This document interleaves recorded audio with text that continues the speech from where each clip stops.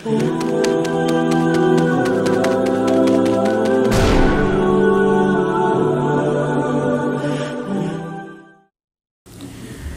کریم صلی اللہ تعالیٰ علیہ وسلم نے فرمایا ہے کہ اللہ تبارک و تعالیٰ نے مجھے جو فضیلتیں دی ہیں نا، ان میں سے ایک فضیلت یہ ہے کہ اللہ تعالیٰ نے میرے لیے ساری زمین کو مسجد بنا دی ہے۔ اس کا معنی یہ ہے کہ جہاں بھی نماز ادا کرو گے تمہاری نماز ہو جائے گی، لیکن وہ خاص حصہ، وہ خاص جگہ جو نماز کے لیے وقف کر دی جاتی ہے اس کو مسجد کہا جاتا ہے۔ مسجد کا لغوی معنی تو سجدہ گاہ کے، لیکن وہ خاص باؤنڈری جس کو مختص کر دیا جاتا ہے کہ یہاں نماز پڑھی جائے گی، اس کا نام مسجد ہے۔ مسجد سے پیار کرنا، مسجد کے ساتھ دلچسپی لینا، مسجد کے ساتھ دل لگانا، مسجد کی تزئین و آرائش میں، خدمت میں اپنے آپ کو شامل رکھنا، اور سب سے بڑھ کے یہ کہ مسجد کے ساتھ اپنے دل کو جوڑ کے رکھنا، یہ اہل ایمان کی علامت ہے۔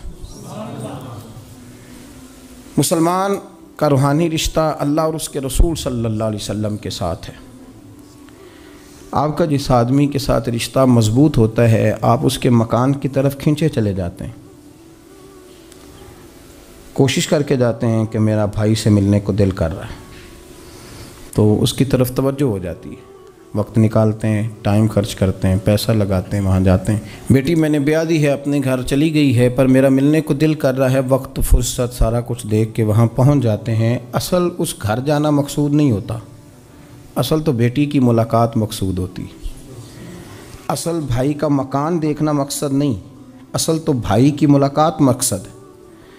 تو مسجد میں جب آپ آتے ہیں تو مقصود یہ ہے کہ میں اس جگہ جا رہا ہوں جسے رب کریم نے اپنا گھر قرار دیا ہے۔ اب اس گھر کے ساتھ دلچسپی، اس گھر کے ساتھ آپ کا تعلق مضبوط ہوتا چلا جاتا ہے۔ رسول کریم صلی اللہ علیہ وسلم نے فرمایا ہے کہ زمین پر جو گھر سب سے پہلے بنایا گیا، جو مسجد سب سے پہلے بنائی گئی، وہ بیت اللہ شریف، مسجد الحرام، اور فرمایا جب ساری دنیا فنا ہو جائے گی تو جو جگہیں باقی رہ جائیں گی وہ مسجدیں، وہ حصہ جس پہ مسجد تعمیر کر لی جاتی ہے وہ حصہ باقی رہے گا۔ مسلمانوں کے اندر جہاں چیزیں بڑی تیزی کے ساتھ پھیلیں اور ہماری دلچسپیوں کا رخ جب سے دنیا داری کی طرف زیادہ بڑھا تو مسجد سے بھی تھوڑا سا لوگوں کا رجحان کم ہوا ہے۔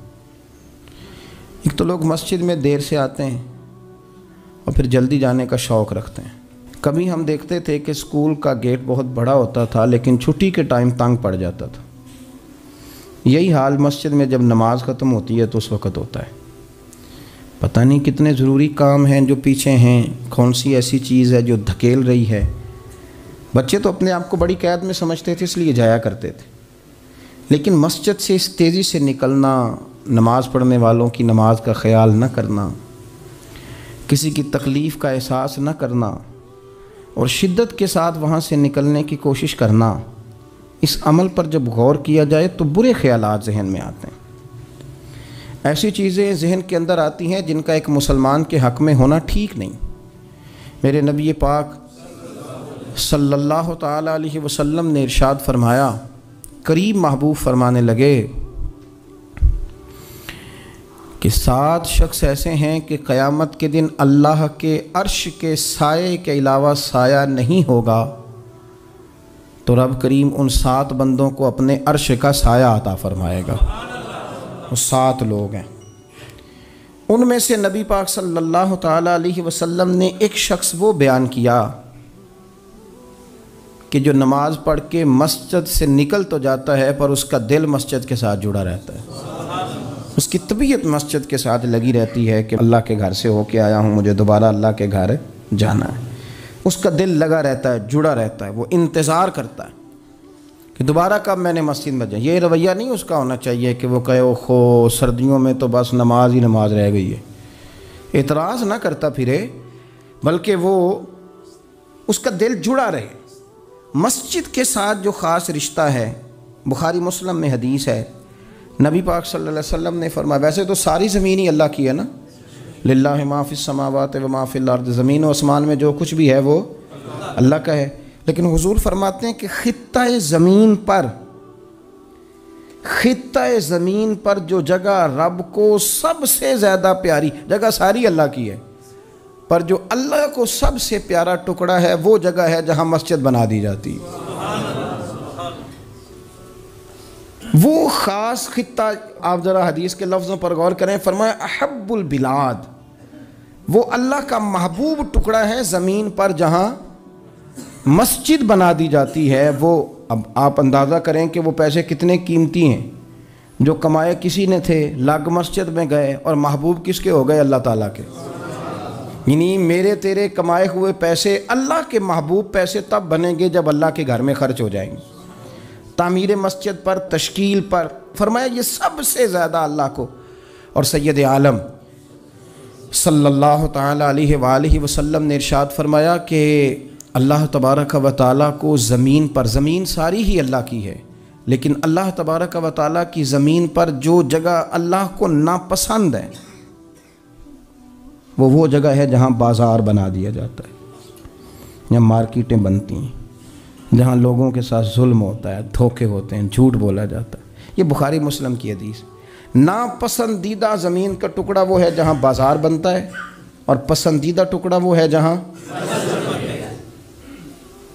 شوق کس بات کا زیادہ، میری مارکیٹ ہو کہ میرے نام کی مسجد ہو، یہ میری زمین کا جو ٹکڑا میری مارکیٹ ہو، میرا پلازا ہو، اور پچھلا مکان خرید کے نہ تو ایک لائن پیچھے نکالتا ہوں، 12 دکانیں ادھر ہو جائیں گی، 12 دکانیں ادھر ہو جائیں گے، پھر حساب نکالتا ہے کہ 20,000 ایک کا کرایہ ہے تو کتنا بنا مہینے کا۔ اس کو یہ نہیں پتا کہ تیری یہ زمین تھی اللہ کی، اب تو نے اس کا وہ حشر کیا ہے کہ یہ ناپسندیدہ ترین ہو گئی، ناپسندیدہ ترین۔ اور اگر تیری ہی زمین ہو، اپنی خوش قسمتی تو دیکھیں کہ میری زمین، میرے پیسے، اور جب میں نے مسجد بنا دی تو وہ پیسے رب کے پیارے ہو گئے، وہ زمین اللہ کی محبوب ہو گئی، وہ پیسے پیارے ہو گئے، وہ محبوب ہو گئے۔ لیکن بڑا ہی مشکل کام ہے، مسجدوں میں اعلان ہوتا ہے کہ بل آ گیا ہے، کو مہربانی کرو، اور پھر پکے سچے حاجی، نمازی، نیک صالح پرہیزگار بندے بڑی مشکل سے جیب میں ہاتھ ڈالتے ہیں، اور جو باہر آتا ہے اس میں پورا 100 روپیہ نکل آتا ہے، پورا ہی 100، یعنی کہ، اور گننے میں آپ کو پتہ ہے 1 روپیہ کر کے گنے تو 5-7 منٹ تو 100 گننے میں لگ ہی جاتے ہیں، پھر وہ گننا پڑتا ہے۔ اور مسجد کی ٹوپیوں میں سے، مسجد کے گلوں میں سے اکثر وہ لوٹ نکلتے ہیں جو دکاندار لیتا ہی نہیں، وہ کہتے ہیں اللہ کو دے آتے ہیں جا کے۔ دیکھیں اپنا رویہ اس لحاظ سے درست کریں کہ جس طرح میرے لیے اپنا گھر بنانا ضروری ہے نا، اسی لیے میرے لیے مسجد بنانا بھی اسی طرح ضروری ہے۔ جب حضور جتنا عرصہ تک مکہ شریف میں تشریف فرماتے تو زیادہ وقت مسجد الحرام میں گزارتے تھے، اور جب قریب محبوب صلی اللہ تعالیٰ علیہ وسلم، محبوب دو عالم علیہ السلام مدینہ طیبہ تشریف لے آئے تو حضور نے سب سے پہلے مسجد قباء کی تعمیر فرمائی۔ کوئی ایک حجرہ نہیں ابھی بنایا، ابھی یہ طے نہیں کیا کہ میں نے مدینے کے کس حصے میں اپنا مکان بنانا ہے، کہاں رکنا ہے۔ سب سے پہلے مسجد شریف کی تعمیر فرمائی اور بنفس نفیس فرمائی، وہ مسجد مکمل ہو گئی۔ سرکار کا قیام تھا جناب ابو ایوب انصاری کے گھر میں، تھوڑے سے فاصلے پر نظر پڑی تو ایک کھلا میدان موجود تھا، 2 یتیم بچوں کی زمین تھی، فرمایا یہ زمین مجھے دے دو، اس میں میں مسجد بناؤں گا۔ ان 2 یتیم بچوں نے عرض کی یا رسول اللہ صلی اللہ علیہ وسلم آپ رکھ لیں، مسجد بنا لیں۔ فرمایا یوں نہیں بھائی، پیسے دیں گے۔ اسلام یہ نہیں کرتا کہ بندے کی حیثیت سے زیادہ اس پر بوجھ ڈال دیا جائے، وہ یتیم بچے ہیں، ابھی ان کے پاس کوئی ایسے ذرائع نہیں ہیں مال کمانے کے، تو فرمایا تمہیں پیسے ملیں گے۔ اور حضرت ابوبکر صدیق رضی اللہ تعالیٰ عنہ اور حضرت عثمان غنی جیسے مالداروں کے ذمے لگایا گیا کہ انہیں رقم ادا کی جائے، وہ پیسے ان بچوں کو دیے، یہاں مسجد کی تعمیر شروع کی۔ اب چونکہ مسجد قباء بھی سرکار نے بنائی تھی تو ایسا نہیں فرمایا کہ اس کو چھوڑ دیا جائے، بلکہ صحیح حدیث کے لفظ ہیں کہ نبی کریم علیہ السلام ہر ہفتے یا گھوڑے پر بیٹھتے یا اونٹنی پر بیٹھتے یا پیدل سفر کرتے، اور ہر ہفتے فجر کی نماز پڑھ کے مسجد قباء تشریف لے جاتے۔ اس مسجد کی آباد کاری میں حضور دلچسپی لیتے، شوق تھا سرکار کو، اس کو آباد کرنے میں دلچسپی لیتے۔ اور پھر میرے محبوب کریم علیہ السلام نے اس مسجد کے آباد کرنے میں ایک اور فضیلت بیان کی، فرمایا جو بندہ گھر سے وضو کرے اور میری مسجد قباء میں آ کے 2 رکعت نفل پڑھے، اللہ کے رسول کا وعدہ ہے اللہ اسے پورے عمرے کا ثواب عطا فرمائے گا۔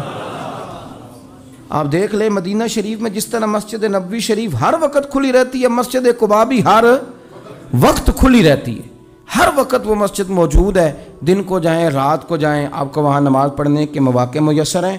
گویا حضور نے بنائی بھی ہے اور میرے نبی نے بسائی بھی ہے، اور وہ پوری طرح بسی ہوئی ہے، وہاں لوگوں کا آنا جانا ہے، وہاں ہر قسم کی خوشبو۔ یہاں حضور نے مسجد کی بنیاد رکھی، حجرہ کوئی نہیں ابھی بنایا، کسی زوجہ کے لیے رہنے کو کوئی جگہ نہیں بنائی۔ یہ اب شوق دیکھیں، مسجد کے ساتھ حضور کی دلچسپی دیکھیں کہ سرور کائنات صلی اللہ تعالیٰ علیہ وسلم نے مسجد نبوی شریف کی بنیاد رکھی۔ مسجد کے لیے حضور نے خود بنفس نفیس تعمیر میں حصہ لیا، حضور پتھر اٹھا کے لاتے، مسجد کی تعمیر میں کام کرتے۔ حضرت سیدنا ابو ہریرہ رضی اللہ تعالیٰ عنہ فرماتے ہیں ہم ایک اینٹ اٹھا کے لاتے تھے تو حضرت عمار بن یاسر رضی اللہ تعالیٰ عنہ 2 اینٹیں اٹھاتے تھے، تو جب وہ اینٹیں اٹھا کے لا رہے تھے تو ان کے کپڑوں کو کچھ مٹی لگ گئی، تو جس طرح انسان کسی بچے کو شاباش نہیں دیتا اور کبھی کسی بچے کو مٹی لگ جائے تو اس کے کپڑے نہیں جھاڑتا، سرور کائنات صلی اللہ تعالیٰ علیہ وآلہ وسلم نے جب دیکھا، یہ بخاری کے لفظ ہیں، سید عالم علیہ السلام نے جب دیکھا کہ حضرت عمار بن یاسر کے کپڑوں کو مٹی لگ گئی ہے تو حضور صلی اللہ علیہ وسلم قریب گئے اور صحابہ فرماتے قربان جائیں، حضور نے اپنے دست مبارک سے ان کے کپڑوں کی مٹی جھاڑنی شروع کر دی۔ گویا مسجد بنانے والے مزدور کے ساتھ نبی پاک علیہ السلام کی اتنی دلچسپی ہے، اگر اس کے کپڑوں کو مٹی لگ جائے تو حضور اپنے ید اللہ والے ہاتھوں سے وہ مٹی صاف فرماتے ہیں۔ ہمارے ہاں اول تو ہمارا مزاج نہیں مسجد کی طرف توجہ دینے کا، اگر کوئی 2-4 بندے مسجد کی کمیٹی میں کبھی زبردستی الجھ جائیں، ان کو الجھا ہی لیا جائے تو سب سے پہلا فتویٰ یہ لگتا ہے کہ یہ بندہ خزانچی ہے، مسجد کو کھا گیا۔ سب سے پہلا فتویٰ اس کو یہ لگتا ہے، اور اکثر آپ ناراض نہ ہوں یہ باتیں وہ لوگ کرتے ہیں جو ایک دھیلا نہیں دیتے مسجد میں، ان کو بڑی فکر ہوتی ہے دوسروں کے پیسوں کی، ہاں جی، کہ اس نے پیسے دیے تھے تو یہ کھا گیا۔ مجھے بھی ایک دفعہ ایک جگہ میں گیا ہوا تھا تو ایک صاحب کہنے لگے جی اس مسجد میں بڑا فنڈ آیا پر فلانا بندہ کھا گیا ہے۔ تو اس سے بھی تھوڑا سا وہ یہ ہوتا ہے کہ جب آپ کسی کے خلاف بات کرتے ہیں تو سامنے والا آپ کو اپنی ہمدردی دے کے تو 1-2 بات اور کرتا ہے۔ میں نے اس سے کہا کہ آپ نے کتنے پیسے دیے مسجد میں؟ کہنے لگا جی کچھ میں نے بھی دیے۔ میں کہا چل پہلے تیرے تے دعا مانا وہ کولوں آ چلیے۔ کہنے جی نہیں وہ تو میں دے چھڑے۔ تو میں کہا پھر جنہ دیتے سن انہاں بھی دے ہی چھڑے کہ توں حساب لینا ہے کہ اللہ لینا ہے؟ اتنا زیادہ ٹینشن لینے کی کیا ضرورت ہے آپ کو؟ اس بندے نے بھی مرنا ہے، قبر میں جانا ہے۔ میں کیا بھائی تیرے تے دعائیے نہ پیسے جڑے تیرے کھا گئے، تو تے وصول کرنا تو باقیوں کے دیکھے جائیں گے۔ آپ کو یہ توفیق نہیں ہے کہ آپ تھوڑا سا آگے بڑھیں، کام دیکھیں، اخراجات دیکھیں، معاملات دیکھیں کسی بھی مسجد کے۔ آپ تنقید کر رہے ہیں کمیٹی پہ مفت کی، اور اس کا نتیجہ کیا نکلتا ہے؟ مسجدوں میں جھگڑے ہوتے ہیں، فسادات ہوتے ہیں، دنگا ہوتا ہے، اور امام صاحب بیچارے انہوں نے بھی تو پھر کو پارٹی رکھنی ہوتی ہے، جینا تو ہے نا دنیا میں، وہ بھی پھر کبھی کبھی دیکھ لیتے ہیں کہ اب پارٹی بھاری کیڑی ہے تو اس کی طرف وہ توجہ کر لیتے ہیں، پھر وہ بھی ایک نیا دنگا شروع ہو جاتا ہے، کیونکہ مسجد میں امام اس نے رہنا ہے جس نے بندوں کو راضی رکھنا ہے، اس کی پابندی ہوتی ہے۔ ایک نے کہہ دیا تو کھل کے نماز پڑھا، سویرے ہی تو مزہ ہوتا ہے نماز پڑھن دا، تو دوسرا کہتا ہے قاری صاحب آپ تو فارغ ہیں، ہم نے تو ڈیوٹی بھی کرنی۔ مسجد کی آباد کاری میں آپ حصہ لیں، چیزوں کو دھیڑنے میں آپ کردار نہیں ادا کریں، کیونکہ مسجد اللہ کی رضا کے لیے، اور میرے نبی پاک علیہ السلام نے فرمایا جس نے اللہ کی رضا کے لیے مسجد بنائی اس نے اپنے لیے جنت میں مکان تعمیر کرا لیا ہے۔ شرط یہ ہے کہ اللہ کی رضا کے لیے پارٹی بازی کے طور پر مسجد نہ بنائے، رضا الہی کے لیے مسجد بنائے، اس نے اپنے لیے جنت میں مکان بنا لیا ہے۔ مسجد کے ساتھ دلچسپی ہونی چاہیے، مسجد کی صفائی کریں، مسجد کے ساتھ آپ دیکھیں کہ کون سا بلب خراب ہے اس بلب کو آپ چینج کر دیں۔ آ کے تنقید کر کے چلے جانا کہ فلانا بندہ فلانا کام نہیں کرتا، یہ تو بڑا آسان کام ہے، یہ تو آپ کسی سے بھی کرا لیں، یہ تو لیکچر ساری دنیا دیتی ہے کہ فلانا غلط ہے فلانا غلط ہے۔ چیزوں کو غلط کہنا، بندوں کو غلط کہنا یہ آسان ہے، لیکن غلط چیزوں کو ٹھیک کر لینا یہ مشکل کام ہے۔ یہ والا میرے بھائی فریضہ سر انجام دیں، کوشش کریں کہ مسجد کے آپ قریب آئے۔ حضرت تمیم داری رضی اللہ تعالیٰ عنہ میرے نبی کریم کے صحابی ہیں، انہوں نے نا سب سے پہلے مسجد میں آ کے چراغ جلایا تھا۔ اتنے راضی ہوئے میرے نبی پاک، اتنے راضی ہوئے، فرمایا تمیم تو نے مسجد میں چراغ نہیں جلایا، تو نے تو اپنی قبر روشن کر لی ہے، اور فرمایا تم نے تو مکمل نور حاصل کر لیا ہے، مکمل۔ اور خاص حضور نے ڈیوٹی لگائی سیدنا بلال حبشی کی، وہ مسجد کا خیال کرتے، مسجد پہ توجہ دیتے، مسجد نبوی میں کون سی چیز کہاں کس انداز میں کرنی ہے، حضرت بلال وہ خدمت سر انجام دیتے۔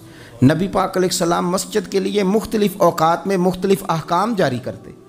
پہلے سرکار دو عالم صلی اللہ علیہ وسلم نے ایک دروازہ مخصوص کر دیا تھا، فرمایا بھئی ایک فیصلہ میرا یہ ہے کہ اس گیٹ سے صرف عورتیں آئیں گی، مرد نہ داخل ہوں۔ حضور نے وقف کر دیا عورتوں کے لیے۔ پھر ایک وقت ایسا آیا کہ نبی پاک صلی اللہ علیہ وسلم کے بہت سارے صحابہ نے، جن کے گھر مسجد کے بالکل ساتھ ساتھ تھے، انہوں نے مسجد کے اندر دروازے کھول لیے تھے، مسجد میں آیا کرتے تھے۔ اللہ کے رسول صلی اللہ علیہ وسلم نے فرمایا بھئی اب جماعت کا وقت ہوتا ہے اور بالکل دروازہ مسجد کے اندر تم نے کھولا ہوا ہے تو کچھ چیزوں میں مشکل پیدا ہوتی ہے، لہذا سارے دروازے بند کر دو، ایک دروازہ کھلا رہے، اور وہ ہے جناب ابو بکر صدیق کا۔ وہ آج بھی کھلا ہے مسجد نبوی میں، اس کو وہ دروازے کو بند نہیں کرتے، کبھی ضرورت ہو تو وہ آگے کوئی کنات لگا دیتے ہیں، دروازہ وہ ہمیشہ کھلا رہتا ہے، اس لیے کہ اس کو میرے نبی پاک نے کھولا ہے، وہ دروازہ کھلا رہتا ہے۔ حضور نے مختلف اوقات میں مسجد کی تزئین و آرائش میں، اس کی وسعت میں دلچسپی کا اظہار کیا۔ حضرت بلال جھاڑو دیتے، آنے والے لوگوں کا خیال کرتے، مجھے کہہ لینے دیں، اس کو سیاسی نہ رہنا سمجھے، مجھے کہنے دیں، اور میں بہت ساری احادیث اور بہت ساری سیرت کی کتابوں کا نچوڑ ایک جملے میں بیان کرتا ہوں۔ مسجد نبوی ایک پارلیمنٹ ہاؤس کا درجہ رکھتی تھی، اسی میں سارے فیصلے ہوتے تھے، اسی کے اندر کافروں کے ساتھ جو معاملات تھے وہ طے ہوتے تھے، اسی میں ہر چیز سیٹ ہوتی تھی مسجد کے اندر۔ ہماری سیاست ناپاک اس لیے ہوئی ہے کہ ہم نے مسجد سے باہر نکال دی۔ جب تک یہ مسجد کے اندر تھی، وضو کر کے لوگ بیٹھتے تھے، قرآن پاک کی آیات بیان کر کے اپنا موقف بیان کرتے، بڑا صاف ستھرا نظام چلتا تھا۔ امیر المومنین کا پارلیمنٹ ہاؤس مسجد ہوتی تھی، وہ مسجد میں بیٹھ کے سارے کام کرتے تھے، اور مسجد کے پاکیزہ ماحول کے اندر سارے کام مکمل کیے جاتے تھے۔ حضرت سیدنا بلال حبشی کی ڈیوٹی تھی، جن لوگوں نے مسجدیں بنائی ہوتی ہیں ان کو مسجدوں سے پیار بھی بڑا ہی ہوتا ہے، اور میں اکثر آئمہ مساجد کو میں نے دیکھا ہے، امام صاحب نہ بیچارے پہلے انہوں نے بندہ تلاش کرنا ہوتا ہے جو ان کی جگہ پہ نماز پڑھائے، پھر انہوں نے کہیں جانے کا وعدہ کرنا ہوتا ہے، پھر وہ 15 فون کرتے ہیں، فلانے کے پاس چابیاں ہیں وہ لے کے جماعت کرا دینا، بڑا پیار کرتے ہیں مسجد سے بڑا، لیکن اس بیچارے کا ایک قدم بھی مسجد میں پکا نہیں ہوتا۔ سارے نمازی غلطی کر لیں، بھول جائیں تو بچ جاتے ہیں، ان کو کوئی مسجد سے نہیں نکالتا، لیکن امام کبھی کسی موقع پر کسی بھی جگہ کو 2-4 جگہ پہ چھٹی کر لے، کوئی غلطی کر لے تو فارغ ہو جاتا ہے، حالانکہ سب سے زیادہ دلچسپی اس کی ہوتی ہے مسجد کے ساتھ۔ ہم مسجد کی آباد کاری میں جب ذوق پیدا کریں گے، نبی پاک صلی اللہ علیہ وسلم جب سفر پہ جاتے تھے تو سب سے آخر میں مسجد نبوی شریف میں آتے، نماز پڑھتے، اور جب سفر سے واپس آتے تو سب سے پہلے مسجد میں آتے، نماز ادا کرتے۔ حضرت بلال حبشی مسجد کی خدمت کرتے تھے، پھر حضور کے وصال کے بعد وہ ملک شام تشریف لے گئے، وہاں انہوں نے وقت گزارا۔ حضرت عمر فاروق رضی اللہ تعالیٰ عنہ جب ملک شام کے دورے پر تشریف لے گئے اپنے دور خلافت میں، تو کہتے ہیں میں جناب بلال حبشی سے ملنے گیا، تو کہتے ہیں حضرت بلال نے سب سے پہلے مجھ سے پوچھا کہ بتاؤ میرے نبی پاک کی مسجد کا کیا حال، وہ فلاں کونے کی کیا پوزیشن ہے، فلاں جگہ اب کیا حالات، وہ فلاں جگہ سیدہ عائشہ کے حجرے کے پاس فلانا کام ہونے والا تھا، اس کی کیا پوزیشن ہے، ایک ایک چیز کے بارے میں پوچھا۔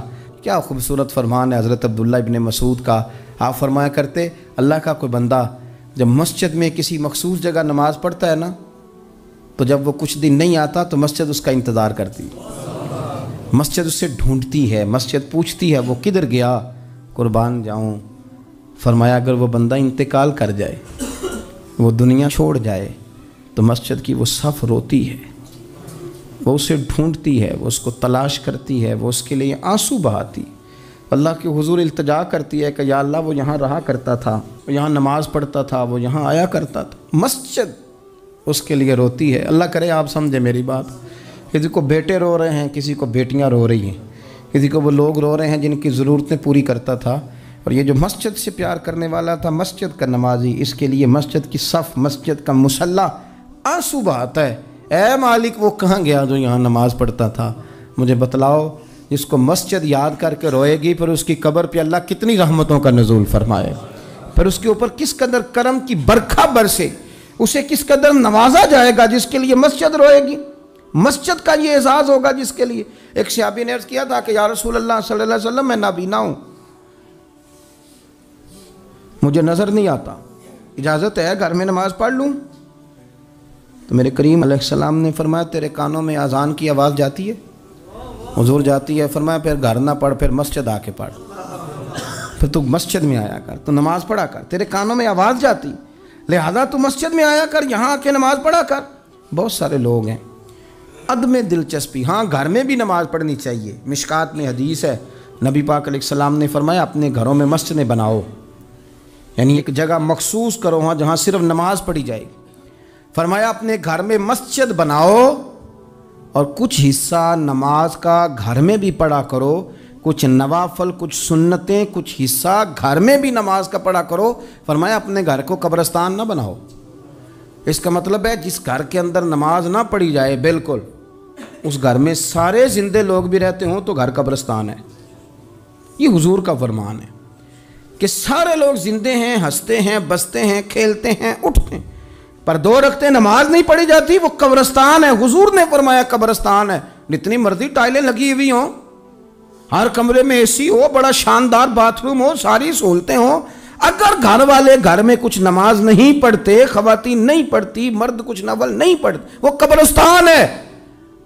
और जिस घर में कोई उठ के सवेरे तहज्जुद का वुजू करता है, वो मुर्दों का घर नहीं, वो तो जिंदों का घर है। बच्चों को तकलीफ़ तो होती है जब सवेरे बूढ़े उठ के तहज्जुद का वुजू करते हैं, क्योंकि उनके सोने का टाइम ही वो होता है जब बाबे उठ जाते हैं।